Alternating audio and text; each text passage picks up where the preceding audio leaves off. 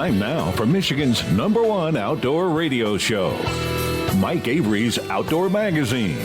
Mike Avery has covered the outdoors in Michigan for more than 4 decades, and that tradition continues today. Outdoor Magazine is brought to you by Jay's Sporting Goods, the Eider Insurance Group, Angler Quest Pontoons and Polar Craft Boats, the Forward Corporation, Primal Outdoors, Security Credit Union, Garber Chevrolet, Brenton USA Hunting Rifles, and by Michigan Brand Meats. Now, here's Mike Avery. Well, thank you, Ken Hunter, and welcome to another edition of the Outdoor Magazine radio show here on the Outdoor Magazine radio network on more than 30 radio stations across the great state of Michigan, and so glad to have you along with us. How are you? What's going on in your world? Are you having a chance to get outdoors this weekend? Did you get outdoors and have some fun this last week since we talked? Listen, if you're not getting outdoors this time of year, there's something wrong. Although I will tell you, as we're sitting here in the studio right now, and it's morning, and it's already hot, I don't mind being inside in some air conditioning. Now, I'll tell you right now, we're doing some time shifting. It's the last week we're going to be doing some time shifting for a while. I don't like to time shift, but sometimes we have to. And as we're here in the studio right now, or outside, it's hot and it's dry. I hope by the time you hear this show, we've had some rain. Because right now, it feels like August. With the temperatures and with the lack of rain, it feels like August. Doing some time shifting to cover my bear hunt in White River, Ontario, Canada. I will be home from White River by the time you hear this show. Hopefully, I will be telling the story next week about this bear that I shot in White River. I'm not picky. I wasn't picky. I told Ron St. Louis of Northern Wilderness Bear Outfitters that the first respectable bear that walks in front of me is going to get shot. And I will admit that I was, I don't know if I was living under a rock or what, but people, I was hearing about these Canadian fires, they made for some beautiful sunrises, some beautiful sunsets, and it wasn't really, I will admit, I wasn't really taking much of an interest because I wasn't directly involved, or so I thought. I got a text just before I left from my buddy. He said, "Hey, what about those fires in White River and Wawa? How are they going to affect you?" I'm like, fires in White River and Wawa? I drive past Wawa to go to White River.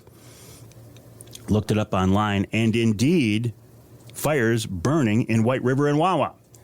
But I talked to Ron St. Louis of Northern Wilderness Bear Outfitters. He said, we're good. The fires are going the other direction. So that will be interesting. I've never experienced a big wildfire like that. I've had some very, very cool Canadian adventures, but never a wildfire, and hopefully can avoid that. My experiences in Canada, I love Michigan. I am a Michigan guy. I was born in Michigan. I've spent my entire life in Michigan. I've spent my entire career in Michigan. And if I could do all of my outdoor recreating in Michigan, I would. I'd be happy with it. I mean, look, it's nice in the fall to jump down to Ohio and do a bow hunt with my buddy Bill Piles. I do like to go to Ontario for a bear hunt. And the reason I bear hunt in Ontario is because I can't get a tag in Michigan every year. I was thinking back to my Canadian adventures here. Most of my time has been spent in Ontario because it's close. I can drive there. I think the most beautiful place in Canada I've ever been is Alberta. Alberta is crazy cool. It's far enough west where you feel like you're in the west. The mountains, I've hunted the foothills. I've never hunted the mountains proper. I have bear hunted in Alberta. I have whitetail hunted in Alberta. The thing about Alberta is you'll see moose, you'll see elk, you'll see bears, you'll see wild horses. And it's really very, very, very cool. My first bear hunting adventure ever was in Manitoba. First bear I ever took was in Manitoba. Now, it wasn't a big bear because, as is the case with a lot of first-time bear hunters, the first time you see a bear, you go, well, that's a shooter bear. I hate the term shooter, but you think, oh, that's a good bear. That's a respectable bear. There is no critter I have ever had an experience with that has more ground shrinkage than bears. Ground shrinkage means you see something from farther away, you shoot it, you walk up on it, and it's laying on the ground. You think, ooh, that's not as big as I thought. And I will admit, the first bear I ever shot that was in Manitoba was not a very big bear. But it was my first bear. It tasted great. And I'm still pretty proud of it. It was a cool experience because that was my first bear hunt. I didn't know what to expect. We went 16 miles from camp back into the bush on an Argo. If you've ever ridden in an Argo, you know what an adventure that can be. You know how uncomfortable that can be. The things will go anywhere. They're like a 6-wheeled or an 8-wheeled big rubber tired vehicles, and they'll literally go anywhere. They will float. You can take an Argo across the water, which we did. We floated this Argo across the water to get to the baits.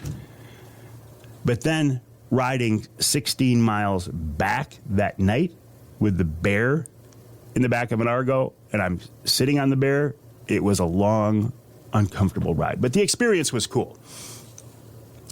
And then I had an opportunity to go bear hunting in Ontario for the first time. And it was, I'm trying to think of the name of that island up in it's the Manitoulin. I think it's Manitoulin Island. It's on the North Shore, the North Channel. It's up in the North Channel. Again, a beautiful place, completely different topography from hunting Alberta. But we had a chance to go up there with some friends, and they said, hey, we're going to go up bear hunting. You want to go? Sure, I'll go bear hunting. And I was convinced from my experiences there that Ontario didn't have any bear. Nope, no bear here.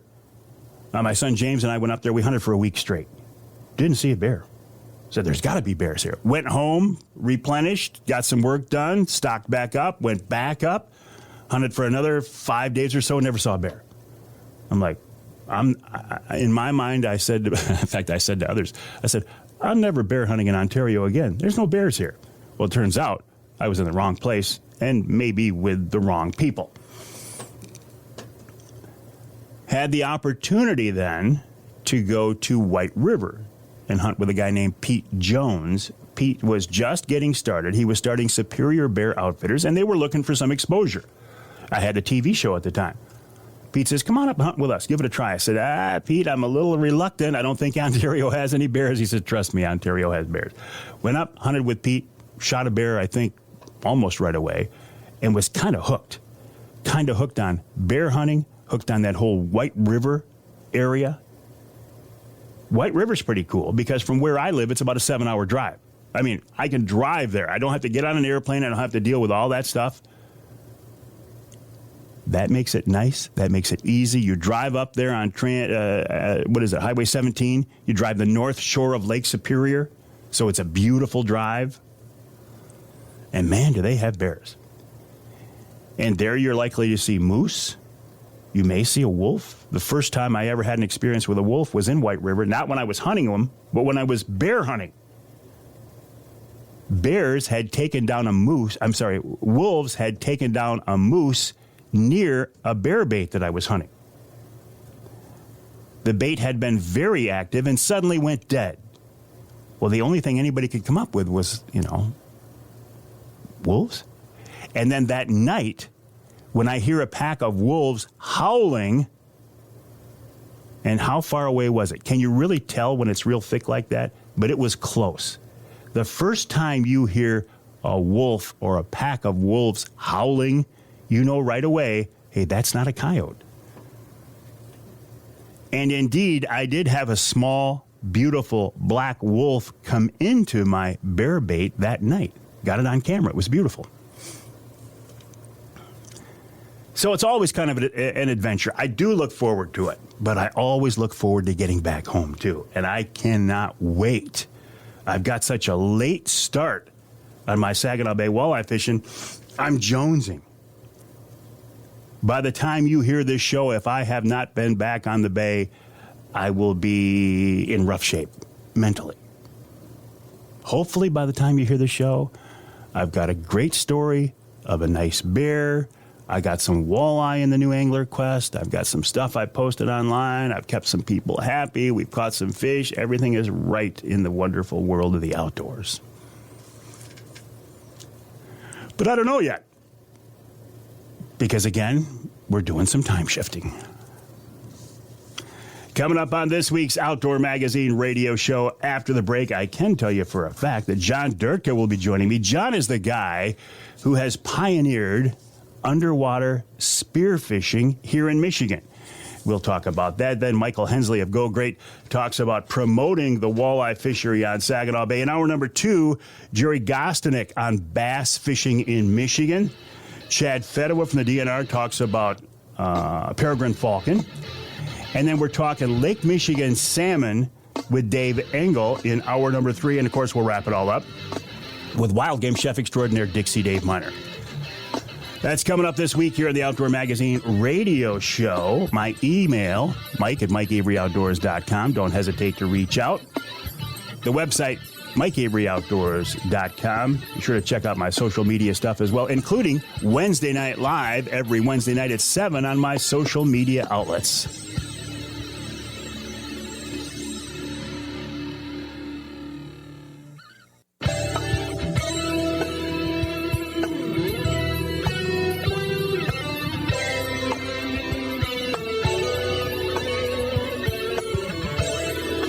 You can hear the Outdoor Magazine show in Alpena on WZTK. That's 105.7 FM. You can hear us in Sandusky on WMIC, 660 AM, 95.3 FM. And you can hear us north of the bridge in Marquette on WDMJ, 1320 AM. This segment of Outdoor Magazine is brought to you by Rapid River Knives. And you know what? You know I have a Rapid River knife. Well, I was gonna say in my pocket, but no, it's in my hand, and here it is. That is the sound of quality. That's the sound of the blade of that Rapid River knife locking back. Handmade by craftsmen in the UP with a lifetime guarantee. Folding knives like I carry in my pocket, fillet knives, hatchets, axes, gutting knives, skinning knives, even kitchen knives. Check out the website, rapidriverknifeworks.us. Better yet, go to their showroom on US 2, just east of Rapid River, and you'll see what I mean. You can get the knife engraved, great gifts, pass them down for generations. The website, rapidriverknifeworks.us. While you are online, please check out my website, mikeaveryoutdoors.com, and my social media outlets. But also, if you're on Instagram, you've got to go to Purely MI Spearfishing, Purely MI Spearfishing on Instagram. You will see some of the coolest pictures and the coolest video you could ever dream of, because John Durtka has been posting stuff about his underwater spearfishing adventures. John is the guy who single-handedly changed the spearfishing laws in Michigan to allow underwater spearfishing. He is promoting the sport, and he's been out there having fun, and he's with us now on the Outdoor Magazine phone line. John, welcome back. How you doing? Excellent, Mike. Thanks for having me back on again. Always a pleasure, because I am so impressed by what you've done, and I love following your underwater adventures. It's something I will never do, John, but I sure love watching you guys have fun. Well, we love having fun, so I'll keep sharing it so you can keep watching it. I appreciate that. So what's going on in your world these days? Have you been out lately? Yes, sir. I just went out this weekend. The water temperatures are starting to rise into the mid-50s, and the sun's staying out, and the water's flat, and the conditions are right for those walleye to start coming up into those shallower, more diveable waters. Well, so what do you need for a depth? How, what depth of water are you talking about? This past weekend, we were diving about 15 to 20 feet of water. And east side, I'm not asking, honey hold, east side or west side of the state? East side of the thumb. East side of the thumb. So, if you're fishing silverfish, you go west. If you're fishing gold, you go east. Seems to be the case for spearfishing as well. Absolutely. You got to get out where they are. And it seems to be the trend as they start exiting the St. Clair River and heading north through up to Huron. When that water hits a certain temperature, you'll start to find them in certain locations. And that's kind of what we're starting to narrow down. What temperature do they start arriving in certain areas? And that's when you'll most likely be successful when you go out. How do those walleye react when you're underwater with them, basically eye to eye? Do you spook them, or do they look at you as just another fish? Well, that all depends on how good of a spear fisherman you are, really. Because if you swim aggressively at them, they'll swim away just as fast. Or if you kind of slowly creep in there, in an unthreatening manner, they'll become very curious and they'll come check you out. And that's when you can get a nice close-up look at them and decide if that's the fish you want to harvest. And if not, you can let them swim right on by. How close do you have to be, John? Most of the fish I'm shooting are about 8 to 10 feet. And you say you judge the size. Now, you're still dealing with size limits and daily bag limits just like any angler would be, right? Correct, 100%. Got to follow the laws. No different between hook and line and spearfishing. And do you have to have a separate license to be an underwater spearfisherman? Yes, sir. They have a e-license. It's only available online, so you either got to go on the DNR website or you can go get one through the app. And that will allow you to participate in this sport. And then also, with that license, there is a monthly harvest report and effort report that you have to complete to the DNR so they can collect data and understand what spearfishing looks like in the Great Lakes. Well, and when you first started pushing this, some naysayers, as there always are going to be, said, oh, no, if we open this up to underwater spearfishing, they're going to decimate the population, yada, yada, yada. Well, I think that's proven certainly to be not the case. Absolutely. We've been on the very low side of harvest take comparable to hook and line anglers. Like last year, I think, according to a small synopsis that the Fisheries Division did, we only harvested 301 walleye between the months of April 1st and August 30th. So you can compare that to a Detroit River charter in a weekend or two, and I wouldn't say that's anything to worry about. No, that's for sure. Is it hard to judge the size of these fish, or do you just say, look, we're not even going to worry about the smaller fish, we're just going to take bigger fish, so we're sure that this is a good, solid, legal fish? Yeah, I don't think it's very difficult to tell the size. You can definitely tell a legal class fish versus like an illegal size fish, saying like under 15 for most of the Great Lakes. But there's definitely that frame where you definitely want to make sure that you're shooting a solid fish. And if you don't know, just let it go. And the smaller ones, the smaller they get, the harder they are to hit. And that's where you kind of, I know a lot of people say they worry about shooting smaller fish, but I say, at that point, it's already getting harder to do it. And you need to, as a spearfisherman, you need to understand the size of the fish you're allowed to harvest. And I think we can do that effectively within an inch or two. So I'm not too worried about it. So how does this work? Do you anchor up over a reef or something, dive down? Walk me through it, John. Yeah, so this weekend we just did a shore dive. We we found a pier head, we walked out the edge, we hopped in the water, and then we just start swimming around. That's what we did, and we just kind of chased fish. We checked some different structure and, drop-offs and things of that nature. And then as the summer comes along, we'll take the boats out, and we can dive on, like you said, different weed patches or, rock piles or whatever is available in the Great Lakes to find. And, that's, I think, a good thing about spearfishing is it's versatile. You can go from the shore, you can, take a kayak out or paddleboard or a boat and give you access to, a little bit different areas that you probably couldn't get when you were just regular shore fishing with a hook and line.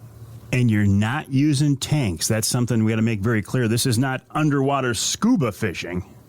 Correct, yes. This is 100% free dive. No artificial breathing devices are permitted while underwater spearfishing in the state of Michigan. Well, that would seem to put a different spin on it, because if you're free diving, holding your breath it's more of a skill. It's more of a physical challenge. Yes, exactly. There's no cheating that. It's just like holding your breath and then start running, and then you got to learn how to equalize. And it's just another physical endeavor. And anybody who thinks swimming in 54-degree water, holding your breath for 45 seconds to a minute and a half, chasing fish is easier than jigging them up in the Detroit River, I will welcome them to come out with me anytime. Yeah, so you're earning these fish. You're working for them. Absolutely. I that's one of the things I like about it, is that you're going to get to see things you're not going to get to see. You're going to put yourself into physical challenges that you otherwise would not be normally encountering while fishing. So what does the equipment look like? What's your gun look like? I have a 42-inch. It's called a Fish Stick spear guns. They're handmade right in Homosassa, Florida. And they just have rubber bands on them, just rubber bands with these little Dyneema wishbones on them. They connect to a shaft with a trigger mechanism and a tether to the spear shaft. And you can shoot, with that gun, you shoot about 12 feet. And there's a tether line attached to it? Yes, sir. The regulations say that it can't be more than 20 feet long, but I've never seen one more than about 12 feet long myself. So when you hit these fish, are you stoning them? Are they stone cold dead, or do they fight you after you hit them? Depends on how good you are. Just like you shoot a deer, depending on where you hit it, they might drop or they may run off. Same thing with a fish.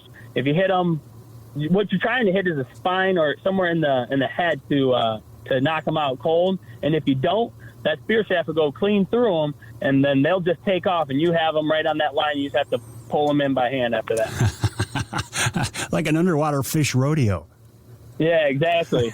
And then once you get them, the nice part about that too is you can take your knife, you can bleed them right there in the water, and then you stone them with the knife, and that ends the suffering right there. So it's not just walleye, though. You guys that are, I know that's one of your favorite targets, but there are other legal targets too, right? Absolutely. You can, along with walleye, for the new sport fish that came along with Fisheries Order 21922, lake trout are legal, and as of July 1st, that's when the season starts for northern pike. Those will become legal as well. And then with all the associated rough fish that you can get while bow fishing as well.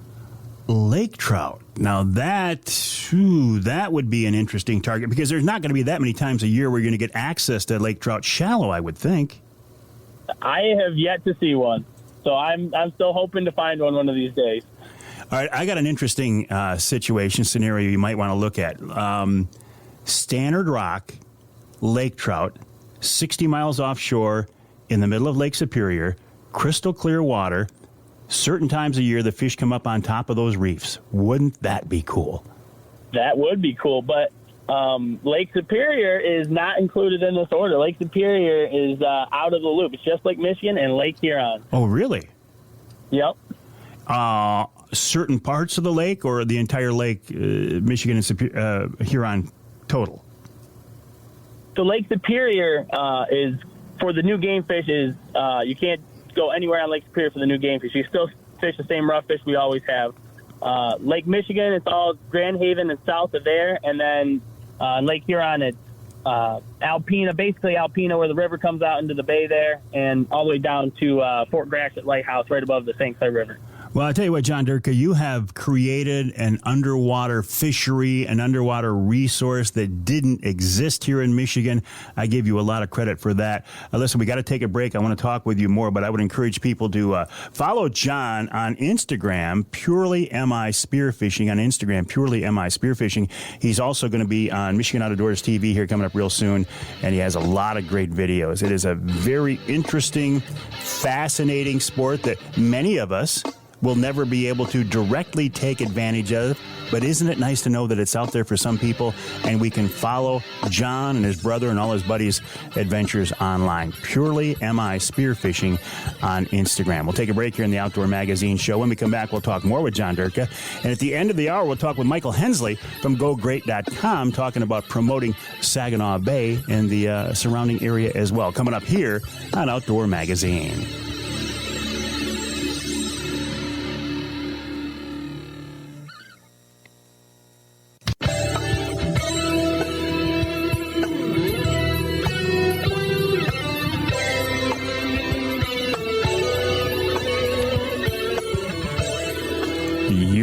Outdoor Magazine show in Battle Creek on WBCK 95.3 FM. You can hear us in Muskegon on WKBZ 1090 AM and north of the bridge in Newberry, WNBY 1450 AM. This segment of Outdoor Magazine is brought to you by Boning Archery. Michigan-based Boning is a leader in the archery industry. Well, and they have been since 1946. The company started when Roland Boning invented a product called Ferrule-Tite to glue broadheads to wood and aluminum arrow shafts. These days, Boning continues to innovate and come up with new products for target archers, bow hunters, and bow fishermen. Check out their website, boning.com. That's BOHNING.com, boning.com. I mentioned bow fishermen because bow fishing is one of the fastest growing archery-related sports out there across the country and here in Michigan and the Great Lakes as well. You will see bow fishing events this time of year all across the state. Bow fishing is pretty cool. But with bow fishing, you are above the water shooting down into it. Take that one step more. Underwater spearfishing. John Durtka is the guy who is, in my opinion, and I don't think you can argue this, he has pioneered this sport here in Michigan. John, they've been doing this down in Florida and saltwater for years. What made you think about bringing this north to Michigan? Well, my brother introduced me to it, and I tell you what, like I said, being an underwater adventurer myself before spearfishing, when I had an opportunity to do it, and I did it, and I said I can never stop now. And I got to share it with everybody that might be interested, because once you have your first experience underwater with the fish and stuff, you're pretty hooked. The process of making this legal, that was interesting as well, I think. Yeah, it's definitely, you understand how much influence you can have on a department like the DNR, just by, providing them the information and the knowledge about a method of take that, generally speaking, was never popular or really sought after in the Great Lakes region. So you give them science-based, information and knowledge, and you talk with the community, and they help me every step of the way to make this a reality. And now you have, and I think that's so very cool. You talk about being an underwater adventurer. If you're going to get serious about this, in some ways, you're actually an athlete as well, too, right? I mean, you're training, you're running, the process of holding your breath, that's something you need to learn to get better at, too, don't you? Yeah, absolutely. Building up a CO2 tolerance and understanding how your lungs and how your diaphragm works all in unison, and then how to apply that into diving, and then ultimately turning it into a tool to help you harvest fish for your family and your friends and yourself. Are all things that you got to learn, and then through that you'll learn to take care of your body. Running and ultimately expanding your lungs the best they can be, so that you can have the best breath hold you can to be the best spearfisherman that you can. How would somebody get started in this? If you wanted to go, all you have to do, you need a mask, snorkel, and fins are going to be your number one, right? You can get those at a dive shop, any kind of a dive shop. Great Lakes Divers in Alpena, they have great gear for you. And then you need a wetsuit, and then you can, those will keep you, that'll get you in the water and swimming, right? That'll keep you warm from the cold water. That'll, keep you moving. Goggles and mask and snorkel to help you see. And then the last portion is a spear gun and a dive flag. You'll need a diver down flag to mark your location and to help boaters be aware of your location, and then a spear gun to ultimately harvest the fish. Are we talking Great Lakes only, or can you underwater spearfish on inland lakes and rivers too? So you can spearfish in inland lakes as well, but just not for the game fish. That's the only distinction. So all waters in the state of Michigan are open to spearfishing year-round, except designated trout streams and lakes. But that's for rough fish only. Now for the walleye, lake trout, and northern pike, those you have to go to the Great Lakes, Lake Michigan and Lake Huron. That's noted in the fishing regulations on page 16 of the fishing guide. You can see that there. And those are open during the seasons that those fish are, harvestable with hook and line. All the same. Have you underwater spearfish for some of these big, I call them rough fish. It's not a fair representation, but I'm thinking, man, if you were to get nose to nose with a 30-pound carp, that'd be a pretty cool target as well. Yes, absolutely. A lot of people love to battle the carp in the weeds and stuff like that. That's a fab shot. Some really nice ones, 25-pounders. I think we're stuck about 25, 30 pounds right now. I don't think anybody's gone over that because I know there's some really big ones, but I've never been able to shoot one myself. But, I mean, drum are big. You can get some really big drum, 30-inch plus drum, 20 pounds.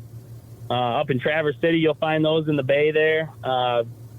Gars, that's another one you can shoot. If you can find big gar, you can shoot gar. That's an interesting fish to try and shoot with them big old noses and their spiky teeth. Well, John, I think what you guys are doing is fascinating. I congratulate you. I would encourage people to check you out online on Instagram, Purely MI Spearfishing. Just do a Google search for Purely Michigan Spearfishing. Keep up the good work, John. We'll talk again. Thank you, Mike. Have a good one. All right. I will certainly do that. We'll take a break here in the Outdoor Magazine Show. When we come back, we're going to talk with Mike Hensley of GoGreat.com. His job is to promote fun in the outdoors. How cool is that?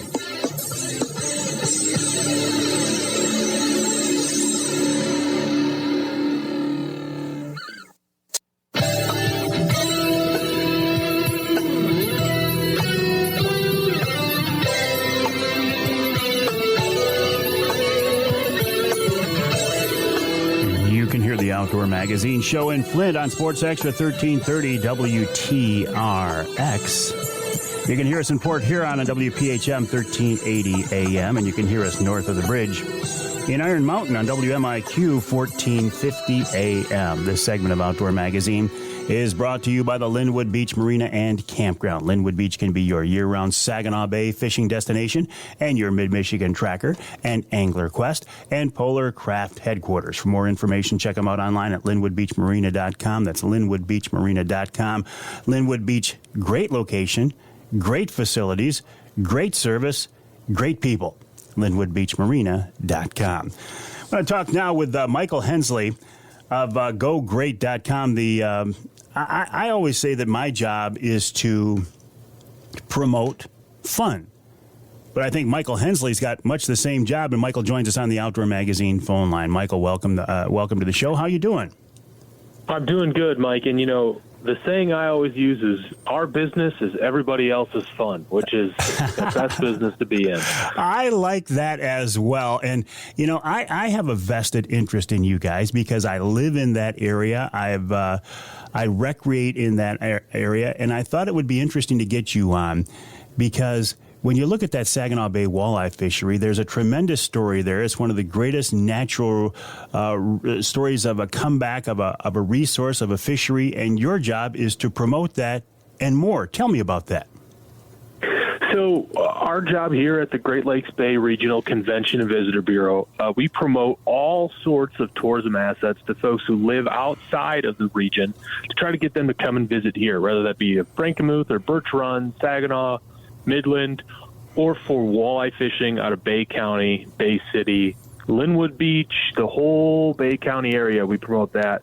And the walleye fishing is one of our best resources to do that in that area. And I mean, you talk about a great fishery, it's great all year long. There are times when folks are on the river, on the big water, and they are catching big fish, catching lots of fish, having a really good time. So it's one of those easy things for us to promote because it kind of promotes itself.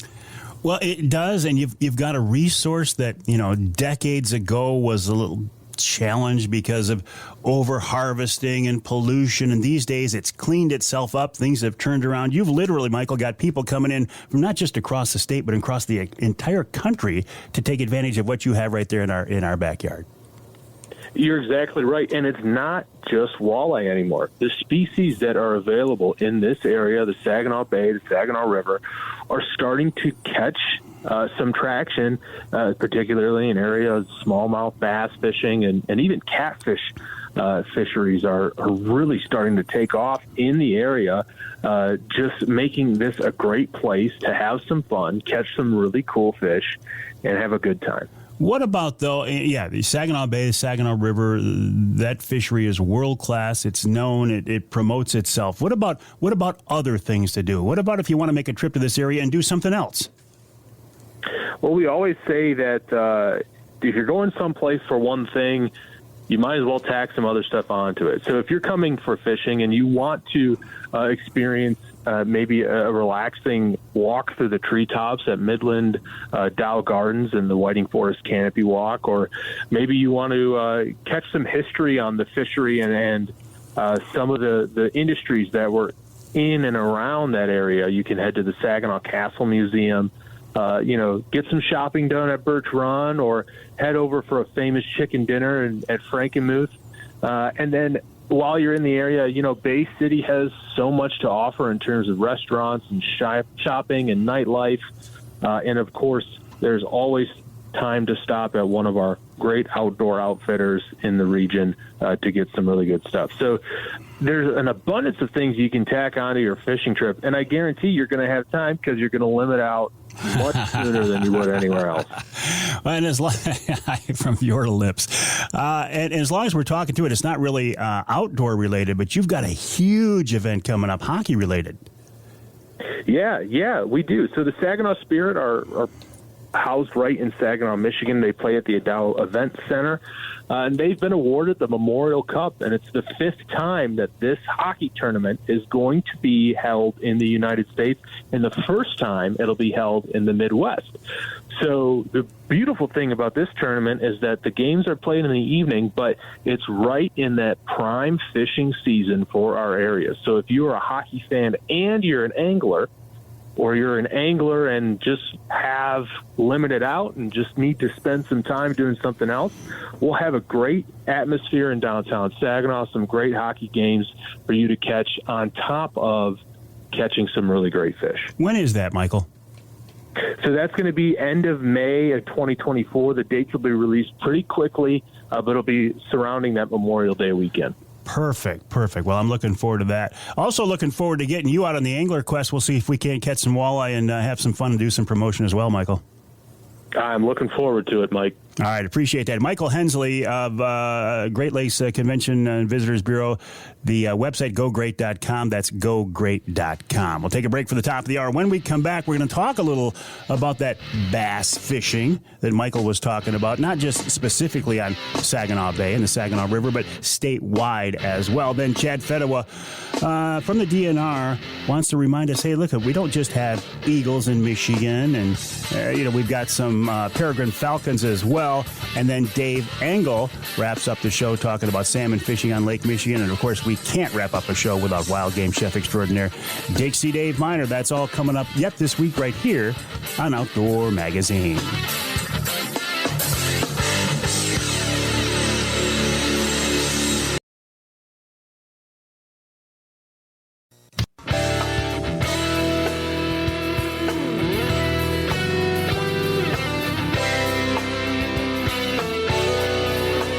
Time now for Michigan's #1 outdoor radio show, Mike Avery's Outdoor Magazine.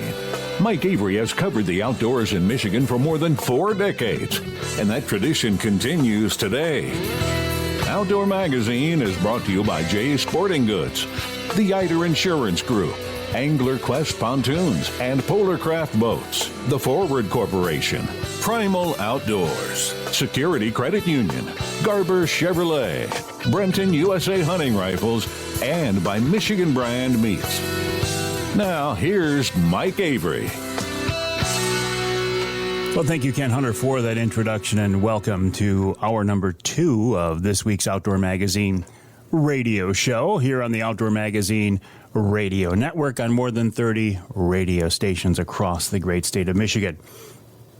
I know it doesn't make any difference to you if you're listening to the radio show or the podcast version of the show, but I do like to make the distinction, if nothing more than to point out that there really aren't many statewide syndicated 3-hour outdoor-based radio shows in the entire country, let alone here in the great state of Michigan. And the fact that this show is one of them, I do take a certain amount of pride in. I know you're not supposed to be prideful, but I am proud of what this show has become over the years. It didn't happen right away. It didn't happen overnight. It's taken years to get this show to where it is, and I do appreciate your support along the way. And I will say, I think the best way to listen to Outdoor Magazine Radio, if you can, is on your local AM or FM station. The broadcast stations get the content of the show earlier than the podcast. Plus, you get your local news and weather and sports. Maybe there's even commercials. Maybe there's a sale or something you want to take advantage of. But if your local AM or FM station doesn't carry all 3 hours of the show, or you live in some part of our state not covered by the broadcast signal, isn't it nice to know that indeed there is a podcast version of the Outdoor Magazine radio show available? You can hear that on my website, MikeAveryOutdoors.com. It's on my Facebook page. It's on anywhere that you can get a podcast.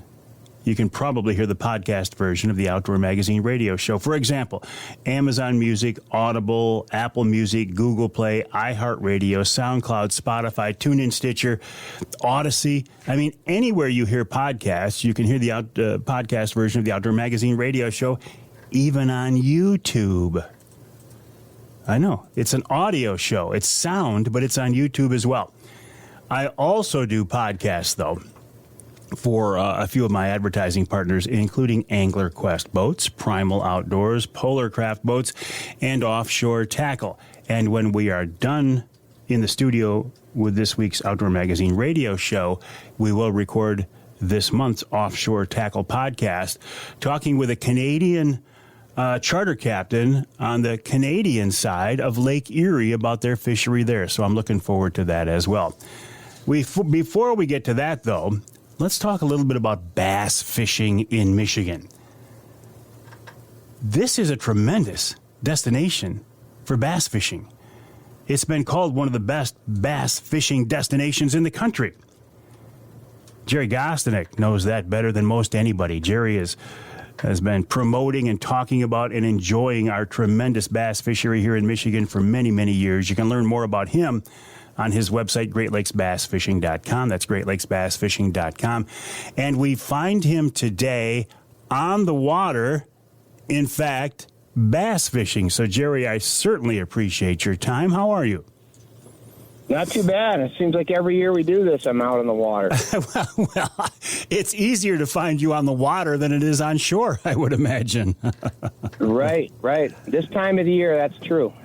So tell me where you're at today, Gerry, if you don't mind me asking. We're on Lake St. Clair today. I've got a couple fishermen from Tulsa, Oklahoma area fishing with me today. Today's their first day of a 4-day trip. Well, that's interesting, coming from Oklahoma to fish in Michigan. Is that something that's common for you, Gerry? I would say probably more than half of my business is from out of towners. What do they... Like way out of town. Yeah, way out of town. Yeah, what do they come here looking for? What's the appeal to come up to Michigan and fish with you, Gerry Gostenik?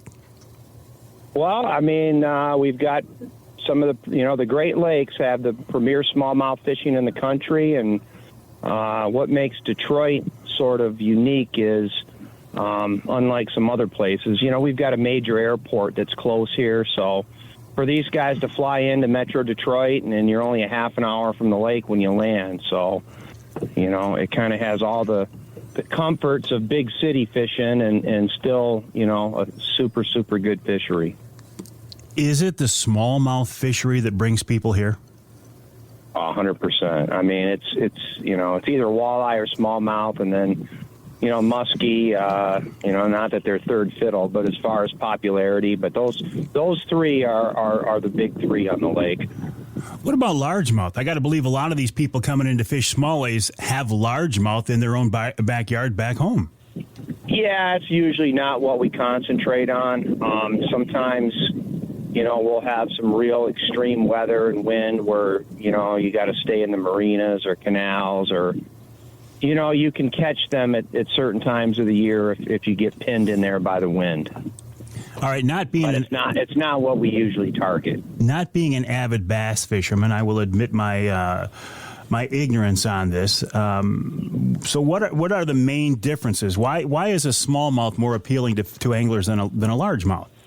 Well, they fight 3-4 times as hard. They're an aggressive fish compared to a largemouth, and they're just a great species to target. Lots of fun, jumping, pull hard, everything you'd want out of a fish, especially in fresh water. How are you fishing for them today, Gerry? Today we're throwing little small swim baits, little 2.75 inch like Strike King, like a little ribbed paddle tail bait called a Rage Swimmer. Lots of companies make the same thing, but just little swim baits. A lot of the fish are spawning right now. We can't necessarily see them, but you kind of wind that thing over their bed and they crush it. Can you not see them because of a chop or a water clarity? A little bit of both today. The water's clean, but not, you can't see the bottom in 10 feet. So you can kind of make out, some darker areas or rock piles. And those are always likely places. If you kind of, you not necessarily can see the fish, but if you can see the bottom, you can target cast it. And if you can't, you still, your catch rate will go down a little bit, but they'll still bite it, So you don't get the water muddy on this lake very often. Well, that's what I was thinking. I mean, Lake St. Clair, crystal clear water. If you could see those fish, do you then target them that way? Is that a common tactic to... Yeah, I mean, we'll just, you'll see the shell beds or rock piles or whatever, and most of the time when you're sight fishing for them, they're not very difficult to catch. They're very vulnerable at that time of the year. Let's just put it that way. Well, that's interesting because if you can see them, of course, I'm thinking they can see you, but that doesn't spook them? They don't move. Once they commit to protecting the nest, they're not going to move. I got you. You can literally run the boat on top of them, and they're not going to move. And is it males or females that are on those beds? The males do the protecting once, they're done spawning. The female actually spends a relatively short time on the bed. The male does all the guarding until the fry are hatched, and even, 10 days after the fry are hatched, he'll kind of protect that ball of fry, and, they'll get to a certain size, and they'll just disperse, and it's a numbers game if they make it after that, So then once the fish drop back off the beds, where do you find them? How do you target them then? Well, they'll sort of be in what I call a transition mode, and that, not only happens on this lake, but it happens on every single lake. When the fish are done spawning, they'll sort of kind of move out toward the, a little bit deeper water. Here on Lake St. Clair, they'll slide out in 10, 12, 13 foot of water, kind of start to get gathered up again for the summer, and then we have a very, very good summer bite on this lake, like really good. Some of the best fishing in the country late in the summer, in my opinion. And out here, that usually happens, I'd say about mid-July to mid-August, and they bite like they do in the springtime out here in the summer. Really? Yeah. And the fish are offshore, though. They could be 4, 5, 6 miles offshore, but if you know where they're at, the fishing can be really, really easy, too. So then that midsummer... I'm talking like 50, 100 fish days at that time of the year. Oh, man. So the midsummer offshore fishery, is there structure they're on, or is it bait fish that they're after? No, there's not much structure on this lake. It's basically, they'll be out on some of these weed flats and, to certain areas. That's when the current in the lake comes into play, too. I mean, it's sort of, I wouldn't say it's complicated, but, you have a lot of cool water that's being fed on the north end of the lake, and that current will make its way, out the Detroit River eventually. So there's actually current that's out in the center of the lake, And that's one of the reasons they like it out there, too. You get a little bit cooler water, some food being brought to them that way. It's a unique body of water, and because of that current that comes in from Lake Huron and exits out the river, the lake's constantly flushing itself. And, hang tight. Hang tight, Gerry. I want to follow up on that. You bring up some interesting points that I do want to follow up on. We're talking with Gerry Gostenik about fishing bass here in Michigan. His website, GreatLakesBassFishing.com. That's GreatLakesBassFishing.com. Check him out. If you want to go bass fishing in Michigan, he's one of your guys right there.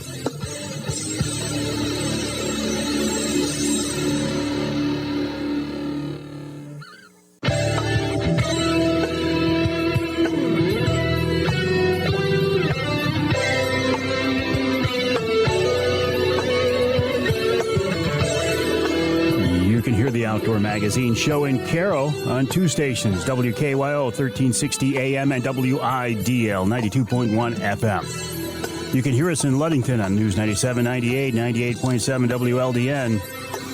And you can hear us north of the bridge in the Sioux on News Talk 1400 WKNW. This segment of Outdoor Magazine brought to you by VersaSkins, Michigan-based VersaSkins. You know I love that. Just change your skin for the season you're in. That's what company owner Paul Perrone says.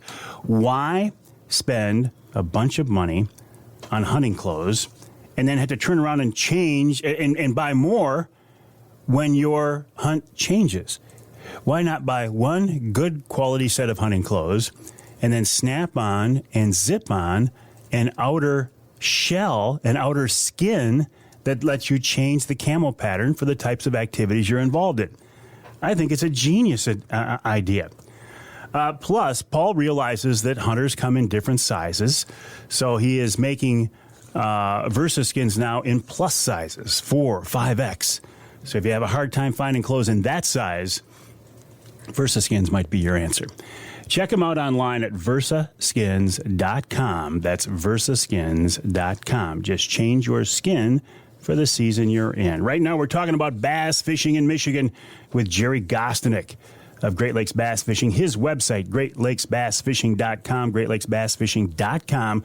We find Gerry right now on the water on Lake St. Clair with two anglers from Oklahoma fishing with him. Gerry, before the break, you were talking a little bit about that current. That fascinates me. What role does that play again? Well, it really positions the fish in the summertime. If you kind of understand the way that current moves through the lake, it can really, it kind of really solves a puzzle as to where the bass go in the summertime. When I first started doing this, once the easy spring fishing was over with, I really struggled. And this is my 27th year being a full-time guide out here. Wow. And, yeah, I don't have too many bad days fishing out here anymore, and if I do, it's usually weather related. Good for you, Gerry. You got a hard northeast wind early in the spring, and there's just not a whole lot you can do with that. But understanding what those currents do in the summertime is really important, and it's really kind of unlocked the key to that summer fishing. It's actually my favorite time of the year anymore. A lot less boat traffic. Fish are sort of concentrated, and it's kind of just kind of one of those times of the year I really, really enjoy being out here. Weather's stable, it's warm, beautiful out. Although it's pretty nice today. Well, you say 27 years as a full-time guide. How did you get started in this? And I've got to believe when you started, the idea of having a bass fishing guide, you were, you weren't a salmon guy, you weren't a walleye guy, you were a bass guy. That's kind of unique, wasn't it? Well, when I was in college and right after I got out, I had, believe it or not, I was a biologist for 5 years for Great Lakes Environmental Research Lab, which was in Ann Arbor. And I was fishing tournaments on the weekends at the time, and, it was a great job right out of school, but after 5 years, it just wasn't for me for forever. And started doing some guiding on the weekends, was fishing tournaments, and it just kind of, everything fell into place that way. I never intended it to happen. Well, and it seems like it's worked out pretty well. Been a great career. Just met a ton of people I never would have met otherwise. And, I was just telling these guys today, anymore, they come back every year. It's maybe their 10th or 11th trip up here. And, I look forward to seeing my guys every year and catching up. And the people are what make the job fun for me anymore, I was thinking during the break, too, one of the differences between walleye fishing, which I love to do, and bass fishing. In walleye fishing, if I take somebody out who hasn't fished before, it's just a matter of teaching them how to read the boards and then reel in fish. With you, there's a lot more hands-on. It's more of a finesse fishery. Your clients have to be a higher level of proficiency, maybe? I don't know about that. I mean, the fishing here on this lake in particular, I would say it's pretty easy. If you can cast and reel, you can have pretty good success. I think the guys who guide for largemouth down south, where it's a heck of a lot tougher, those guys got a tough job on their hands. Out here in midsummer, you can just put a drop shot in somebody's hands. They literally don't even have to reel, and just drift with the wind, and they'll have success. I mean, that's another great thing about this lake is anglers of all skill levels can have a real good positive experience out here. Well, I got to believe drifting Lake St. Clair in the summertime, you're going to run into walleye, you're going to run into muskies. I mean, who knows what you're going to catch you out run there. Into everything. Perch, catfish out here, sheephead, drum, everything. So, and, nobody minds catching some, extra species here and there. It can make for a fun day. We'll have, muskies attack the smallmouth. It happens on a regular basis out here, too. You'll have one on, and they know when that fish is struggling, something's wrong with it, and they'll usually take a swipe at it. That's got to be a rush. Yeah, it's fun. A lot of times they get them, too. Do you land those muskies ever? Occasionally, yeah. If he takes the fish the right way, or you happen to have one grab your drop shot and it's in the corner of his mouth. I've already landed 2 or 3 this season already. Wow. And 3 steelhead early in the year, believe it or not. You get some lost ones in here, especially, in April when the water's still real cold. That lake is such a phenomenal fishery. It's a productive body of water. It's basically a nursery. And when you think about it, there's only 20 foot of water, 10 miles out into the lake. You got all that current flow through it, a lot of nutrients in here. And it's a nursery, It's a very important body of water for our Great Lakes. I know you love Lake St. Clair. You spend a lot of time down there, but you do venture outside of that area. You also head north, too, don't you? I've done a lot of guiding up in northern Michigan as well. Saginaw Bay in particular is one of my favorite places. A lot tougher to get out there weather-wise, as you probably know. A northeast wind on the bay is not very good for anybody usually. No. It's got any kind of wind behind it. But, yeah, I mean, our state is we have a real unique state. We've got great smallmouth fishing everywhere, especially the bigger lakes up north, Burt, Mullet, Walloon, Charlevoix, Waugoshant's Point, Alpena, Thunder Bay, you got Long Lake, Grand Lake. They're all really, really good fisheries. So very, very lucky to live in a state like this. Oh, I agree with you there. And then you get up north. I'm thinking, the fishing may not be like it is on Lake St. Clair, but you look at the scenery, you look at the environment. It's just it's a different world, but you're still chasing the same fish. Exactly. And, they're basically doing the same thing no matter where they're at. There's a little bit of twist on each body of water. I mean, Grand Traverse, for example, the fish spawn a lot later in that bay because of the water is so cold. You got 600 feet of water in there, and it's usually, a mid to end of June thing where you really see them spawning hard. But, that bay takes a long time to get to 60 degrees, which is kind of the magic number for smallmouth spawning. We're at 72 degrees here. I'm looking at my temperature gauge right now, and we've had this big warm up here in the last couple days here, and it's going to be 90 for the next week. So it really progresses the spawn quickly when you've got a weather pattern like this.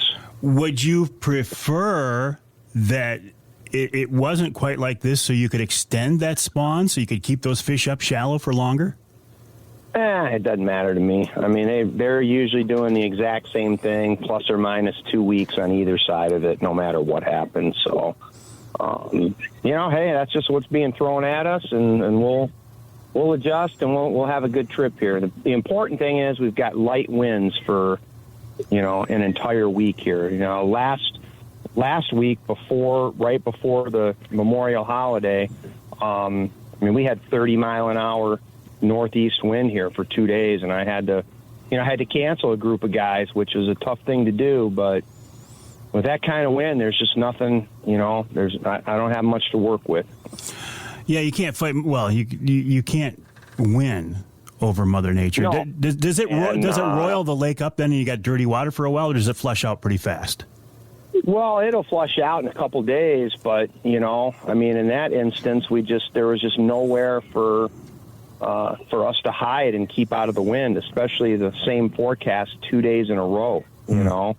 So I hate to reschedule, but sometimes I've been doing this long enough where I don't have to have a group come up here and take them out in bad weather and just get paid for the day. My philosophy has always been, I sort of put the ball when the weather is iffy or bad, I'm going to kind of just lay the truth out there, and I let them make the decision on what they want to do after that. That way, I'm not going to feel bad if we come up here and only get to fish 2 or 3 hours and it's horrible out, and I'm gonna kind of let you know what it's going to be and let the customer make the decision on that. Well, I think that's a very smart way to handle things. But like you say, Gerry, you've been doing this long enough. You've got a real good handle on it.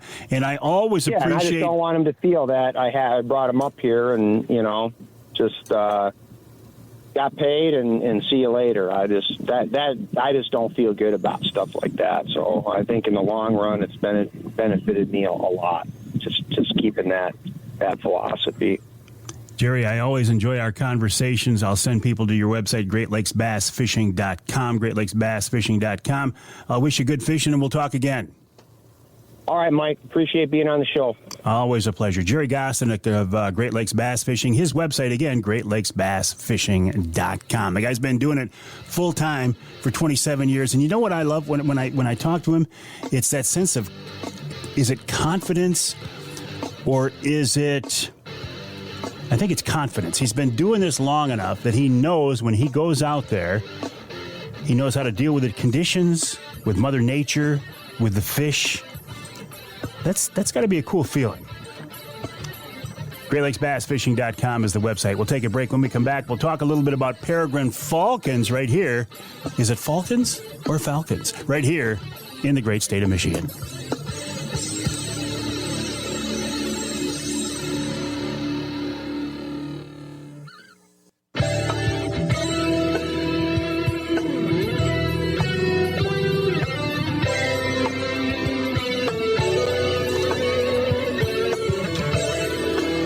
You can hear the Outdoor Magazine show in Sheboygan on Big Country Gold, WCBY, 1240 AM, 100.7 FM. You can hear us in Holland on WHTC, 1450 AM, 99.7 FM. And you can hear us in Lansing on WILS, 1320 AM. This segment of Outdoor Magazine brought to you by Killer Food Plots, Michigan-based Killer Food Plots, your source for putting in food plots, property management, habitat improvement. We had Rich Krazan of Killer Food Plots on, I think it was last week, and he said, look, the month of June is really your opportunity to get some things done. Now, as we're recording the show right now, and we are doing some time shifting, it's dry. Hopefully, by the time you hear this show, there will have been some rain, but it's dry. So you got to make the most of your food plots. Check out the website, killerfoodplots.com, killerfoodplots.com. They have seed for drought-resistant seed. They have seed for shade. They have seed for sand. Anything you can need. Killerfoodplots.com is the website, killerfoodplots.com. All right, so I have seen eagles. I've seen hawks, obviously. I've seen owls. I've seen an osprey. I don't think I've ever seen a peregrine. Chad Fedewa has, though. He is a biologist with the Michigan DNR, and he joins us now on the Outdoor Magazine phone line. Chad, welcome to the show. How are you? Good. Thanks for having me. Hey, listen, a real pleasure. So tell me what's going on with peregrines. I was sent an email link about a story, something cool going on at Michigan State, but I just think it's cool that we've got those birds in Michigan in general, Chad. Yeah, they're a really cool wildlife success story. So, back 60, 70 years ago, like other birds of prey, like eagles and hawks, their numbers were in decline due to habitat loss and the DDT pesticide that was pretty prevalent then. But once DDT was outlawed in the early 70s, and then some additional protections from the Endangered Species Act that passed, I think, in 1973, the peregrines, along with other species like bald eagles, have recovered pretty well. So what had happened in the past, the DDT was accumulating in the food chain, and it would make the eggs really brittle, so they would actually crack when they were incubating. But since then, they've done pretty well. But peregrines specifically, they're kind of a neat story because historically they nested on cliff faces in the wild, and then as human populations have expanded and urbanization has sprawled out from some of these city centers, peregrines have actually adapted to nesting on tall structures, tall buildings, power plants, cell towers, bridges. So that's kind of a cool story where they've recovered, but also have adapted to become, living right within high density human populations. If I don't think I've ever seen one. Would it be obvious to me it's a peregrine and not a hawk, or might the casual observation go, oh, there's a hawk? Yeah, if you don't have a keen eye for it, you might not notice. Yeah, it's hard to say. They're a pretty distinctive looking bird once you know what you're looking at, but from a distance it'd be hard to tell. So what are you guys doing at MSU on the campus there? So a couple of years ago, there were some staff that had noticed some peregrine falcons hanging around Spartan Stadium. They weren't sure if they were successful at nesting, but they'd been seen around for a few years. And then the Michigan State Fish and Wildlife Club kind of took the initiative and secured some funding from donations and built a nesting box and got permission from the university and the facilities folks at Spartan Stadium to install this nest box on top of the press box at Spartan Stadium. So they did that in the winter of 2002, like January 2002, I believe it was, and the peregrines immediately took to it within a month or so of that box being in place. And they nested last year and raised 3 chicks there last year, and this year they have 4 chicks. So where are we seeing? I know they're in downtown Detroit. I mean, are peregrines across the state now? They are. There's quite a few all the way from the Keweenaw Peninsula. There's nests in the Keweenaw all the way down to Detroit and then Monroe County. Well, another great conservation success story. If you get the environment cleaned up, Mother Nature has a tendency, a way of taking advantage of the situation. Right, and like I said, with the peregrines, it's kind of an additional interesting story that they've adapted to, being around human populations, and they eat primarily birds as their main source of food. So you think of a city landscape. There's a lot of birds, pigeons particularly, in some of these areas. So there's a plethora of food available for them, and if you are a building owner in an urban setting, you probably have dealt with some issues with pigeons before, cleaning up after them. So a lot of these places actually like having these peregrines around to kind of keep some of those bird numbers in check. Well, I'm going to have to go online and do some research on how to identify these birds on the wing, because I want to be looking for them, because I think it's a cool story. And Chad, I appreciate you sharing that story with us this week on the Outdoor Magazine show. Sure. Thanks for having me. All right, a pleasure. Chad Fedewa of the Michigan DNR, michigan.gov/DNR, michigan.gov/DNR. I'm real curious about this. I'm gonna do some checking around. Anyway, it's time to take a break here in the Outdoor Magazine show. Coming up after the break, usually it's our Ask Avery segment. I got a couple of questions that I'm working on getting answered, and I don't have the answers right now. So let me think this through during the break. We'll see what's coming up. To wrap up the second hour of the show, and then as we dive into our third hour, we're going to talk about salmon fishing on Lake Michigan with a guy who's been doing it his entire life. His name is Dave Engel of Best Chance Charters, and of course, wild game chef extraordinaire Dixie Dave Minar.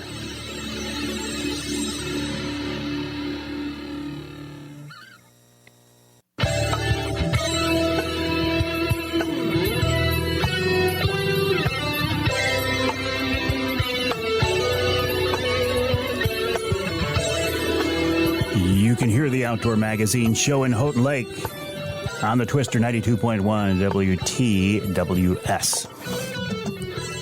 You can hear us in St. Joe on WSJM 94.9 FM.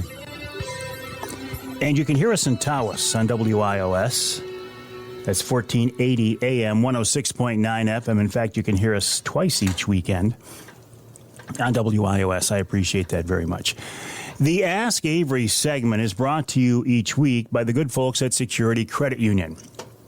Security Credit Union loves to work with outdoorsmen and women, and they can help you with your next outdoor adventure. Check them out online at securitycu.org. That's securitycu.org. The way the Ask Avery segment works, well, you probably know this by now, but just a reminder.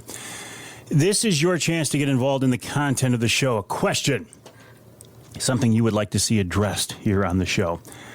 It is something that you want me to answer directly, or something that you want me to pass along to, I don't know, DNR or somebody that maybe I have access to that you don't. The best way to get those questions to me is to send me an email to mike@mikeaveryoutdoors.com.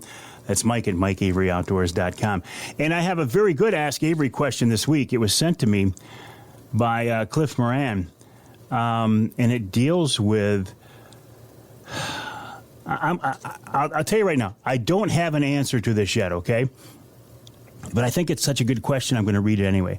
Cliff says, I'm in a Houghton Lake chat group. A question came up for property owners and homeowners who have property on a shoreline. Where does the property end? Is it at the shoreline?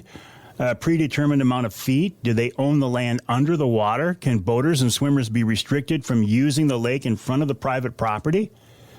He said it came up because someone in the group anchored about 25 feet offshore and got out to swim. The homeowner called the police, and they showed up and asked him to leave. Now, I think this is a very, very good question, a very interesting question. You might see this on the Great Lakes. You might see it on inland lakes. You could see it on rivers. And you know, I would think the answer to this would be very straightforward. I thought the answer was, well, I'm not going to tell you what I thought the answer was, because now I can't get an answer. I've reached out to the powers that be and say, okay, what's the answer to this? Well, it varies. It varies from location to location. So I'm still working on this. I still want to get an answer to this, but I find it interesting that this is not clear-cut. Like so many of our fish and game laws, well, so many laws in general, but here on this show, we're worried about fish and game, right? You'll hear people say, and this has kind of become trite at this point, well, I need to take a lawyer with me into the field to make sure I don't violate a fish or game law. I always say that if you spend enough time outdoors, hunting or fishing or shooting or trapping or whatever, eventually, probably sooner than later, you are going to violate a fish or game law unintentionally. It's like driving. If you spend enough time behind the wheel, you are going to break a driving law. You're going to go too fast. You're not going to use your blinker. You're not going to come to a complete stop. It's going to happen. Now, whether or not you get caught, that's another question, but you are going to break a law. Same thing with being outdoors, hunting and fishing. you are going to unintentionally break a fish or game law. It's going to happen. What isn't necessarily going to happen is the intentional violations. There's a big difference between taking a break at lunchtime, coming up to your truck and leaning your gun against your truck, which is technically a violation. There's a difference between that and going out in the middle of the night with a spotlight and a .22 Magnum spotlighting deer. In one case, in one scenario, there is intent. Your intent is to break the law. Your intent is to violate game. When you come up for lunch and lean your shotgun or rifle or whatever it is against the tailgate, or you put it on the tailgate of your truck, you're not trying to do something bad, but it's a violation. And isn't it interesting that if you have an experience with a law officer, again, right now we're talking game warden, conservation officer, but say state trooper, county sheriff, city cop, isn't it interesting how when you get pulled over or have an interaction, isn't it interesting how your response and your attitude will directly affect the outcome, can directly affect the outcome? Law enforcement people are people. They want to be treated with respect, and they want to treat you with respect for the most part. If you're a jerk to them, they're going to be a jerk back. The difference is they have the law behind them. They have a ticket book in their pocket, and you don't. So, going back to the original premise about that Houghton Lake situation, I don't know yet. But it's a great question, and I will keep working on that, and we will find out. And I appreciate Cliff sending me that question. I would encourage you to do the same. And hopefully, if you send me an email to Mike@MikeAveryOutdoors.com, Mike@MikeAveryOutdoors.com with an Ask Avery question, and in the subject line put Ask Avery, hopefully we can get an answer quicker than we are on this situation. Mike@MikeAveryOutdoors.com. And again, a thank you to the folks at Security Credit Union for making each week's Ask Avery segment possible. We will take a break for the top of the hour. When we come back, we're going to talk with Dave Engel about salmon fishing on Lake Michigan. And, of course, we'll wrap it all up with wild game chef extraordinaire Dixie Dave Minar coming up in hour 3 of this week's Outdoor Magazine.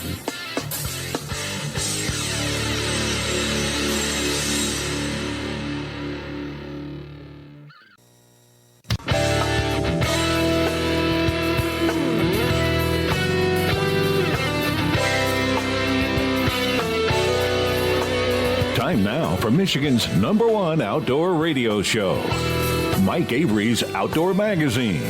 Mike Avery has covered the outdoors in Michigan for more than 4 decades, and that tradition continues today. Outdoor Magazine is brought to you by Jay's Sporting Goods, the Eider Insurance Group, Angler Quest Pontoons and Polar Craft Boats, the Forward Corporation, Primal Outdoors, Security Credit Union, Garber Chevrolet, Brenton USA Hunting Rifles, and by Michigan Brand Meats. Now, here's Mike Avery. Well, thank you, Ken Hunter, for that introduction, and welcome to hour number 3 of this week's Outdoor Magazine radio show here on the Outdoor Magazine Radio Network, and so glad to have you along with us. You know, it's nice to know a lot of people. A lot of people in the outdoors here in our state, because I had planned to talk with Captain Dave Engel of Best Chance 2 Charters. I just talked with him a little while ago. He says, yeah, we're good to go. So apparently, though, Dave is somewhere out there on the lake where he doesn't have a cell. We also couldn't reach his son, Hunter. His cell is bad as well. So I'm thinking, okay, I still want to talk about Lake Michigan salmon fishing, but I can't reach those guys.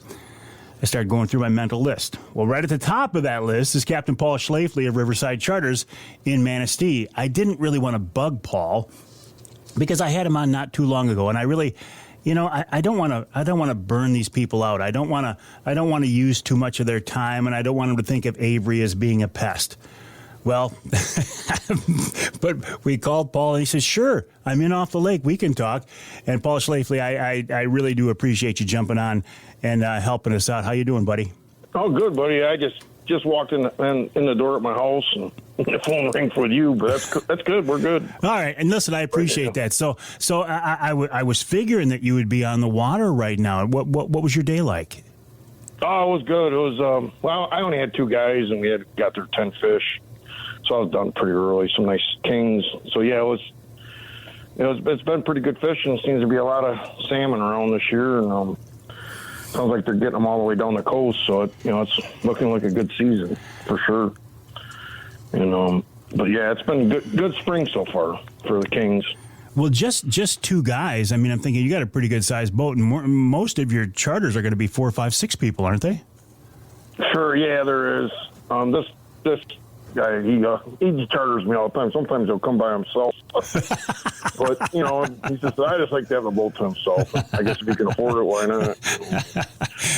But yeah, he's a great guy. Well, he's from by Saginaw. He's nice guy. And you think about this, and you and I have talked about this before. For the average person, and I'm going to get myself in trouble here because people who sell boats like Angler Quest aren't going to like this, but for the average person, it does make more sense financially just to book a charter and fish, even a half dozen times a year.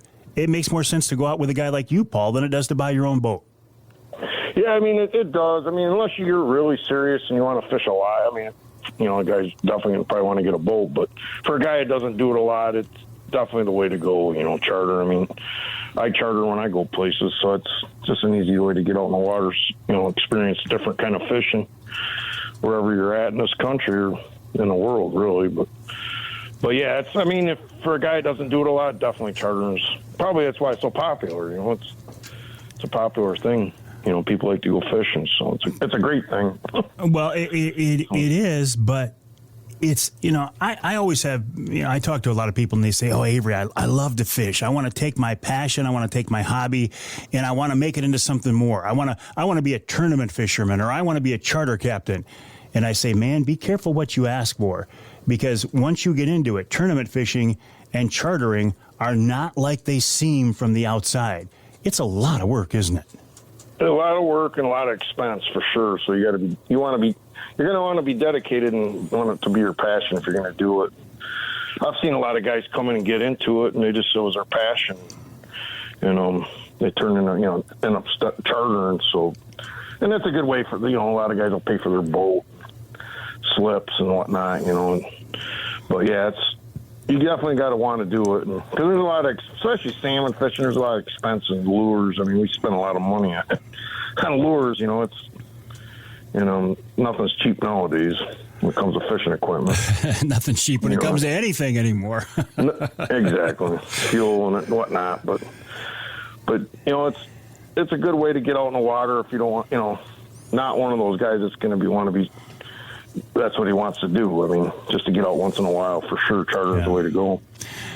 But, as far as becoming a charter captain, though, I mean, when you take something that is your hobby or your passion and you do it for fun, and then you turn it into a business, that changes everything, doesn't it? Yeah, I mean, it does. I mean, you got to have to try to be a people person and, and whatnot, and in a lot of hours. I mean, to make any money, you got to, run double charters a day. And, to make a decent living, you got to really, really hustle. And then to get the business, that's that battle sometimes too, to get the business, getting up clients. But, it just got to work at it. But yeah, I mean, you definitely a lot of work and short nights of sleep. So you got to get used to not sleeping much. Especially salmon fishing, because salmon you got to get up so early and stay so late. And it's not quite like walleye fishing. Right? There you go. There you go. That's why I stay on this side of the state and I fish walleye, because they don't care if you get out there at 10 o'clock in the morning. Exactly. I mean, kings are salmon. I mean, like today they bit early and then it was over with. The bite slows down once it gets later in the morning. That sun gets up, and especially with this full moon we got going on now, and the clear sky. So, but yeah, at least I think it's a full moon. My mate said it was a full moon. I didn't see it. But. Well, and when did that change? I mean, salmon fishing has always been kind of an early morning bite, but not just the crack of dawn like it is now. Did that change when the water cleared up? Yeah, I mean, it's definitely the zebra mussels cleared up the water, and it can be definitely an early bite with this clear water because the fish get so spooky, and lately it's been an early bite for sure. But we've had such flat, calm weather. This weather's been crazy. We don't normally see this. Yeah, it feels like August, doesn't it? Yeah, I mean, there's no wind. We haven't had any wind for a week and a half. So it's great being out there, that's for sure. Yeah. I'm not going to complain. No. So when you talk about an early morning bite, I mean, what time do you leave the dock? I've been leaving at 5, and our water's really clear right now. So, yeah, I've been leaving the dock at 5. They've been biting as soon as I get out there. I think there's guys been leaving at 4 in the morning. but yeah, you got to get up, and then my afternoon trips, they haven't been biting until right when the sun gets down. So, it's just is what it is on salmon fishing. I can't imagine 2 a days. When I come in off the water for running, one trip with a group of people, I'm pretty tired a lot of days. So to run those back to back day after day, that's grueling. Yeah, it can get tiresome. But just got to kind of get in a rhythm of things and grind through it. Is there, I never hear of anybody doing this, but is there a night bite? Could you go out there with glow baits or something like that at midnight and catch kings? Oh, I think so. I mean, I don't do it, but I know guys that have, especially in a full moon, clear night. Yeah, definitely guys have gone all that night and caught them for sure. I mean, today we caught fish right in the darks. I mean, before it was lights. There's no doubt you can catch them in the dark, especially when you got the clear nights and clear skies. Seems like the night fishing can be good. I know guys that would go out on clear nights and get them at midnight, so it can definitely catch salmon at night. So what's your setup first thing in the morning like that? Are you using baits that you have to put a glow into them, or what are you running, Paul? Yeah, I got like the moonshine lures. Run a lot of them, or super slims. You glow them up, and that works good. But yeah, it's definitely will glow them up, in the morning with lights, and But I've been catching them right on the flashers and flies that aren't even glows. So. Them salmon can bite, see in the dirt for sure. Just curious, when you do use the glow baits, how often do you recharge those? I'll bring them in every half hour or so and glow it up. The moonshines will glow a little bit longer than other spoons, but I don't like them too bright though either. But I'm not usually, it's usually not that dark that long for me, when I'm out there. So yeah, usually getting light. So. And are you on a? But I will blow them up every time I bring them in. I'll blow them up. And are you on a spoon bite right now, Paul? No, about 50-50 for me. I'm getting half on flashers and flies, and half on spoons. I'd say it was 50-50 the last couple trips. I've been getting them on both. So, yeah. It's generally a spoon bite this time of year, but flashers and flies have been working for me. I did talk to some guys who've been catching my meat rigs. So they're kind of hitting all the normal salmon patterns. A little bit of everything. Yeah, exactly. Hey, listen, Paul, I know I took you by surprise, but can you give me a few more minutes? If we take a break, can you hang around for a little bit yet? Sure.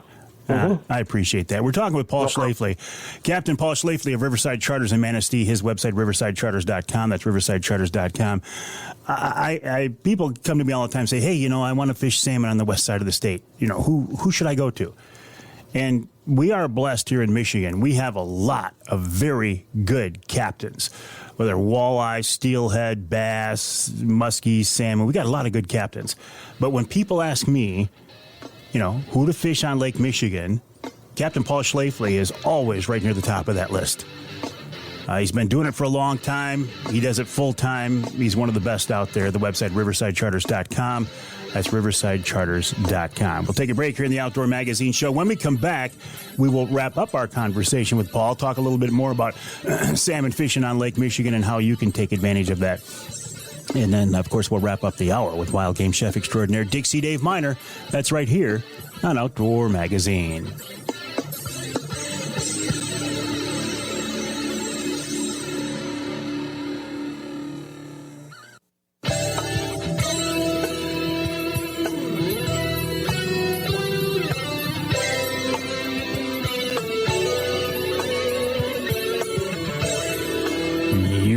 Outdoor Magazine show in Houghton Lake on 98.5 WUPS. You can hear us over in Manistee on WMLQ 97.7 FM. And you can hear us in Traverse City on WTCM 580 AM. This segment of Outdoor Magazine is brought to you by Michigan-based Whack-'em and Plack-'em, a very cool and unique way to show off your trophies. Use them with shoulder mounts, European mounts, even fish. For details, check out the website, nontypicalinnovations.com. That's nontypicalinnovations.com. A Michigan-based, family-owned company, small business. You know I love that. nontypicalinnovations.com. Talking now with a good friend of mine, Captain Paul Schlafley of Riverside Charters in Manistee. His website, riversidecharters.com. That's riversidecharters.com. And Paul was very gracious. I called him at the last minute. We had a little change of plans. I called him at the last minute, and he was able to jump on the phone line with us and bail me out. So, Paul, I do certainly appreciate that, once again, very much. No problem. You mentioned it. You mentioned a term before the break. You said meat rig. Let's talk more about that. I have a concept of what it is. I've never ran one before. Tell me more about it. It's like got some teasers. Like they make different. Sometimes you can run with 2 teasers, 3 teasers. Most of them are all 3 teasers with a head on the back of them. That look, you put the herring in it. Most of the people use herring, and it's cut. It's kind of filleted out herring. And we treat it, or you can buy it at the tackle shops, and you toothpick it in this head. And it spins like a wounded alewife. And you put it behind the flashers, and usually spin doctors we run it behind flashers and flies, and very effective way to catch salmon. And there's times that that's the best thing going, especially as the season gets later. It seems like July and August, a lot of people are using cut bait with herring. But yeah, it's a pretty effective way to catch salmon. Kings, especially king salmon. It's a good way to get them. So, but it's kind of a longer lead, but we'll treat up. I'll cut my own up and treat it with a borax and salt solution, fillet it all. It just comes in whole herring, but you can get it right from Dreamweaver sells it. That works really good too. And actually, some of that's ballyhoo too. They use at Dreamweaver. Why? I think they got both. Why not just use an alewife or use a smelt or something that's something we're going to see out there? Oh, you could. I mean, the problem is getting it. But yeah, you can definitely use alewife. I've definitely caught a lot of fish on whole alewife. You got to just get the right size to fit in the head. But it definitely will work. Alewife and smell. I don't know if it's too soft and it breaks up on it. I haven't. Really, I've tried. I think I tried it once and it didn't work that good. It's kind of a narrower fish, whereas alewife is wider, chromer looking. So, do you have to slow down your trolling speed with that live bait? I'm calling it a live bait rig. Sometimes it depends. I mean, I catch them trolling fast with it. Sometimes it's a slow troll. Right now, it's about a fast troll, but as the season goes, it seems like you might slow it. You just got to play with your speeds, but a lot of times it is a slower troll as the season gets later. It'll slow down. It all depends on the current and stuff, what your troll's going to be. But that's why we generally use a probe to try to to learn your speeds down below, because it'll be different down below as it is on the surface. So a probe definitely helps you. I think this whole concept of currents out there is crazy, and without that probe, you really wouldn't know, would you? No, it'd be, it definitely helps. I can fish without a probe because I'll read my divers, but somebody that doesn't do it a lot, they have a harder time doing that. It seems like, but it definitely helps in the game. Another kind of cool app I just found out. It's called Seagull, and you can get on there and it'll look and show you the currents in the lake. The temperatures of the lake and your wind speeds of the lake. It's a pretty cool app. I don't know if have you ever heard of that? I haven't. It's called Seagull? Yeah, and that's a really cool app. I'm gonna check that out. Yeah. So I look at it every morning. how over there you got deep water. Over here I'm fishing shallow water. How deep do you have to go before you actually have a current that affects your lures? Oh, it could be right on the surface. I mean, not very far down. It just varies. I think it's because of the water temp. It might be colder underneath, colder down below, and warmer on top, so it might be a little bit different in that warmer water than that colder water. That water temperature dictates what a lot of that current does, and even on what lake conditions can be. The water, it's like cold water right now. Water's still pretty cold. The lake doesn't get real rough. As you get into later in the season, it'll get rougher out when the water gets warmer. But this time of year, the water's pretty dense. But yeah, you just gotta use a probe. Tells you, it helps you out a lot, especially for a guy that doesn't have a lot of experience reading speeds. But I lost my probe, so I haven't been using one for the last 2 weeks. How'd you lose it? It broke off. Yeah, $300 gone. Oh man. Yeah, but I fished without a probe for years, so I'll kind of read my divers. My dipsies will kind of tell me what my speed is because the way they're digging in the current. But it's definitely a tool for our kind of fishing, what we do. I mean, it tells you the temp down below too, so it'll tell you where the break is, where the water turns, gets colder, and a lot of times that's right where the place, that's right where you want to be fishing. Do you want to be above that break or below it or right at it? I usually put it right at it, and I'll kind of see where I'm marking fish, where the fish are at. But sometimes I'll run it right at it, and sometimes they're right down in it, below it, way below it too. And so you catch fish out of temp too. I mean, you'll catch them all over, but generally you like to be right at that break as a rule. What temp do you like, ideally? Generally in the 48, seems like 48 degrees. But I'll catch them fish right down in that cold water too. They'll be in that real cold water. There's, it can be 38. They'll bite in that water. But salmon have a tendency of going deep once that sun comes out, so they'll catch a lot of kings down deeper as the day goes and that sun gets up. But generally 48 degrees where it kind of breaks off from the 50s, 48. Even when I'm fishing offshore, I like 48 on the surface. We'll fish a surface temp. Seems like 48 degrees is always my favorite temp. But have you guys had to run far offshore this summer? You haven't, have you? No, the lake's warming up all at once. With this flat weather, I don't know if we're going to have any breaks out there this year. With this no wind and warm weather, the whole lake's starting to warm up quick. So might not get them temperature breaks like we used to fish years ago, where you go out and find a break on the surface. But it's hard to say. Every year is different. Well, every year is different. But if I remember right, though, you guys went out there looking for fish. I mean, if you've got fish in tight, you're going to stay in tight because it's more effective, it's cheaper. Why run 15 miles offshore if you don't have to? Exactly. I mean, right now I'm fishing about 3-4 miles out, offshore. But there's times we do got to run out. There's, sometimes the lake gets certain blow, push the fish out, and have to run way out. But right now we're not fishing out. I mean, I heard of some guys going way out and getting them. You'll have a tendency of catching more steelhead this time of year going out, out deep. Yeah.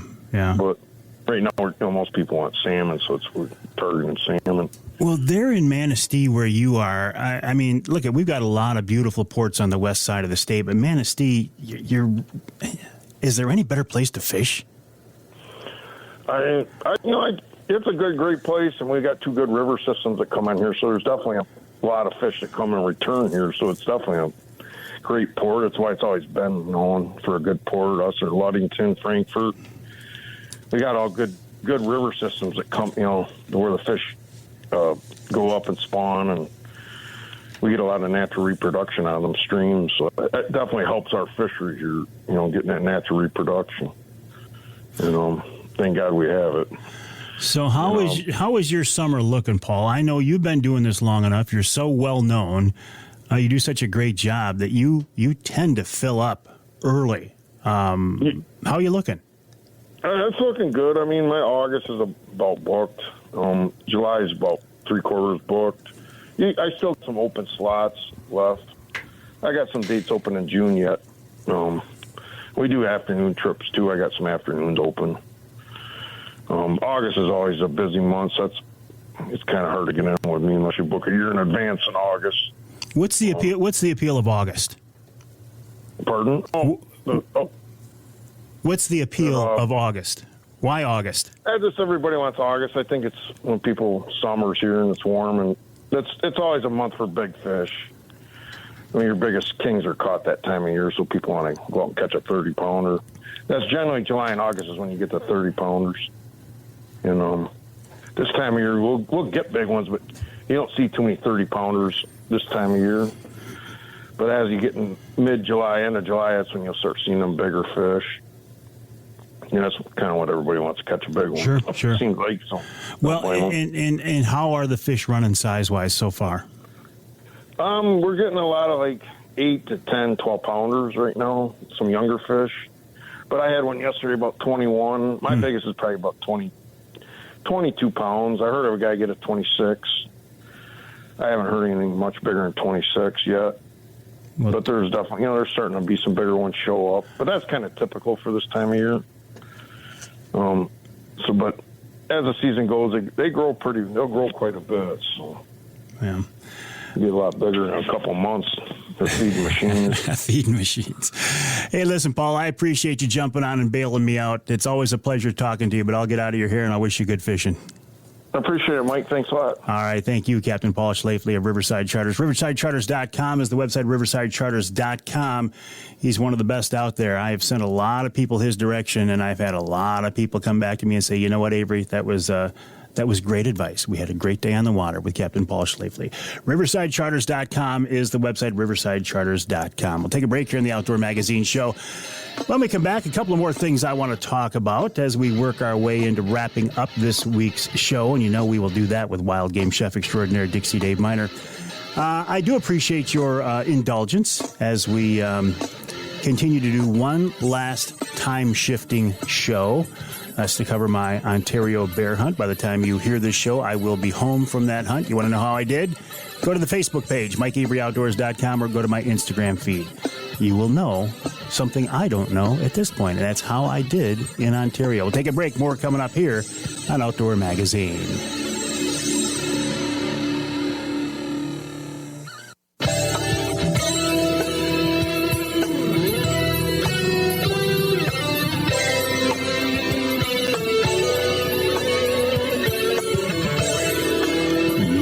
The Outdoor Magazine show in the U in Escanaba, WCHT 600 AM 95.3 FM. Let's go over to Manistee, WTIQ 1490 AM 95.3 FM. And let's go downstate to Saginaw, News Radio 790 AM and 100.5 FM, WSGW. I'm in the studios of WSGW here for these 3 hours each week. I'm here with Jonathan Dent, doing a great job. John's kind of a newcomer to the show. See, we've been around long enough that if you've been here something like less than 5 years, you're a newcomer. So Jonathan's kind of a newcomer, but he's doing a great job, John. I appreciate that. This segment of Outdoor Magazine brought to you by Reader Landscaping. Reader can take care of your lawn and property because it's your nature and our nurture. I always say let Reader create an outdoor getaway in your backyard, as they have for me, but it's so much more than that. Reader is like your one-stop shop for maintenance and projects. If you're looking at a project, you come up with an idea, they will help you come up with ideas. They will design it. They will construct it. They will maintain it. I want to think of maintenance. You think of your yard maintenance as well. They can do that too. Really, for every hour the folks at Reader spend at my house, it's one more hour I can spend doing something else that's more fun. I don't mind yard work. Like I like to mow for the exercise of it, but if I had a choice between mowing and fishing, I'm going fishing. So why not let the folks from Reader take care of that for you. Their website is readerlandscaping.com. That's readerlandscaping.com. Hard-working guys, too. I say guys because that's usually, well, it's always what shows up at the house. I don't care what the weather is. I don't care how hot it is, how cold it is. When they show up to work, and I appreciate that. Readerlandscaping.com. Thinking of Reader and thinking of my backyard, I finally had to put up the goose barricade. I was fighting it. I didn't want to do it this year. I thought, they seem to be leaving us a little bit more alone this year. Maybe I won't have to put the goose fence up. And I live just inside the city limit. And I'm on a pond. And the pond has geese. And I like seeing the geese out in the pond. I don't like seeing the geese in my backyard. In fact, I have developed the last few years such a strong hatred for geese. I think of them as big flying rats. Seagulls are flying rats. Geese are big flying rats. I can't even imagine wanting to hunt these things anymore because I wouldn't want to eat them. I detest them so very much. You can't even, and it breaks my heart because I used to look at them and go, oh, they're kind of a cool critter, they make great sound, yada, yada. And now, honestly, I look at them and I think you should be over in a landfill. You're just a dirty, rotten bird. Which is fine if you're out in the pond, but don't come up in my yard. So what I do, and I experimented with all kinds of different things. People say, oh, run a fishing line 8 inches up from the ground and they won't cross it. Baloney, they won't cross it.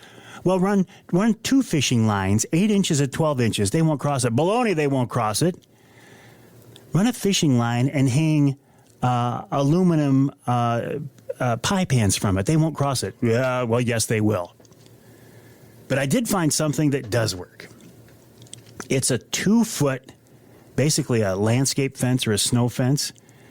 I find it in a green color, so it actually looks pretty good. It blends right in. You hardly see it. And that absolutely keeps the geese out of the yard. Well, Avery, they can fly, don't you? Yeah, I know they can fly. But they won't cross that barricade. They absolutely will not fly across that. Now, especially since they have young, well, they can't. It is such an effective goose barricade.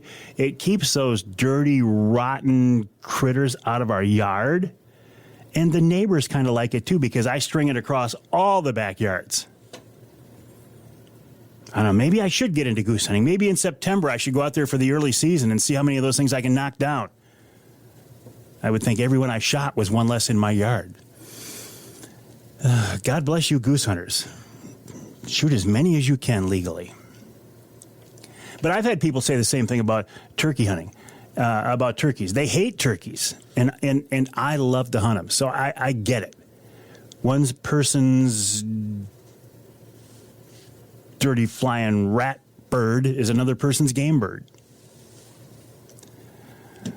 But I digress. Okay, as you are hearing this show, I will be back from White River, Ontario, Canada, on a bear hunt. I was there with Ron St. Louis of Northern Wilderness Bear Outfitters. It's a place I've hunted bears for several years now. This year, I went up there in June. I don't usually like to go in June because I like to be fishing at that time. But this year, because of an exceptionally busy summer, this is the window of opportunity that presented itself. But I'm anxious. I'm anxious to get back. Going to White River, my goal was not to hold out for a big bear. My plan was the first respectable bear that walks in front of me, I will take that critter. I don't know if I did or not. As you're hearing this show, again, go to my website, Facebook page, YouTube channel, Instagram, and you'll find out what it was. But I'm real anxious to get back walleye fishing on Saginaw Bay. I know that I have missed a bunch of very, very good walleye fishing, and I'm concerned that the hot weather is going to warm that water up so fast and push those fish out to the outer bay that I really may have missed the best fishing in the year. But so be it. Nothing I can do about it. Even in my job, where my job is basically to hunt and fish and talk about hunting and fishing, sometimes you got to deal with other stuff as well. I'm okay with that. We'll take a break here in the Outdoor Magazine Show. When we come back, we'll wrap it all up with wild game chef extraordinaire Dixie Dave Minar right here on Outdoor Magazine.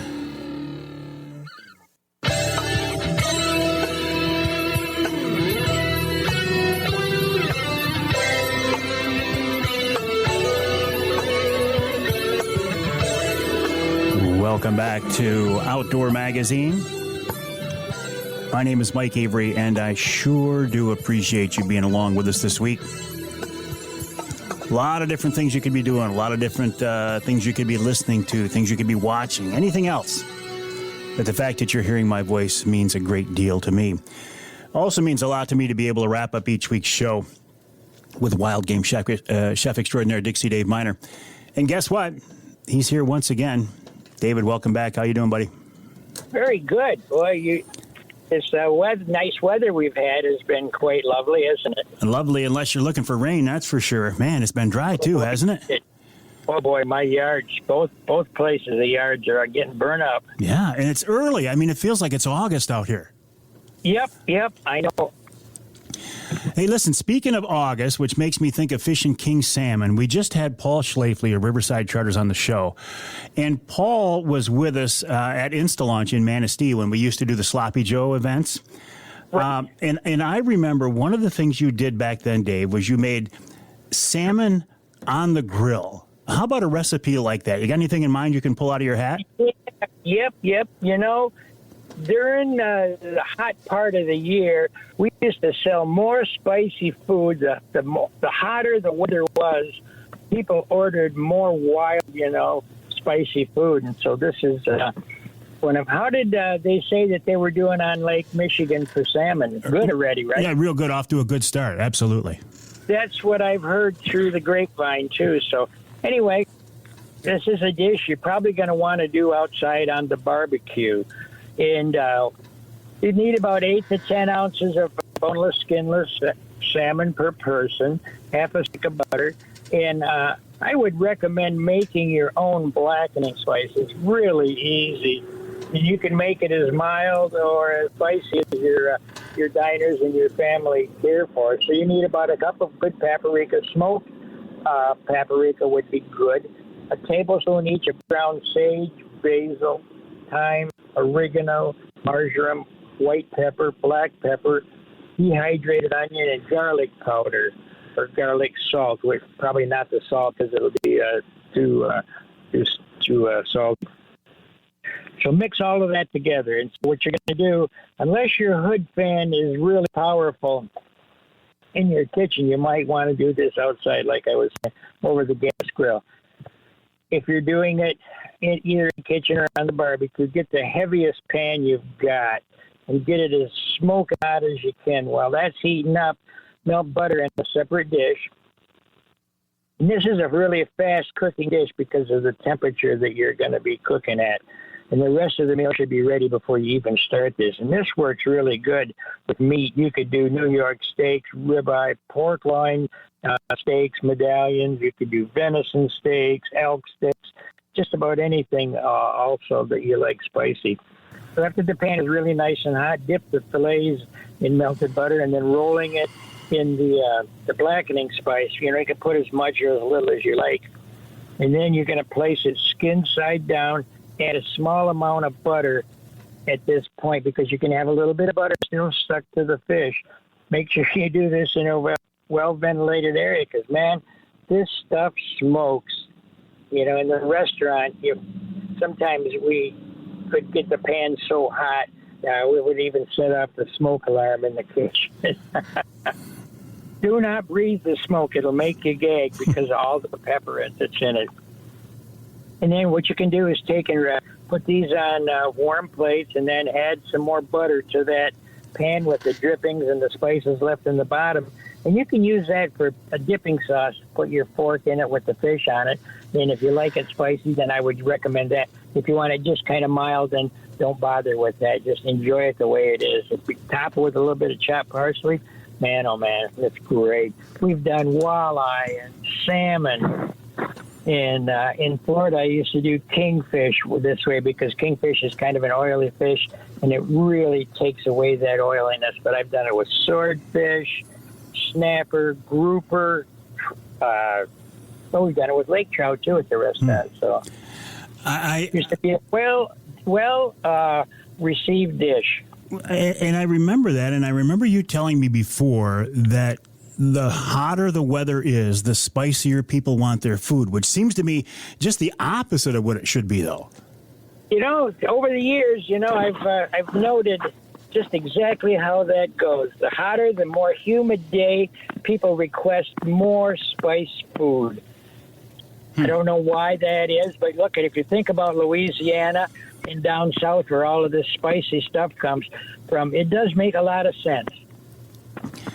Well, I guess it does, and you have so much experience, I certainly wouldn't argue with your expertise, David. I appreciate you jumping on the phone line with us once again, and I'll look forward to talking with you next week.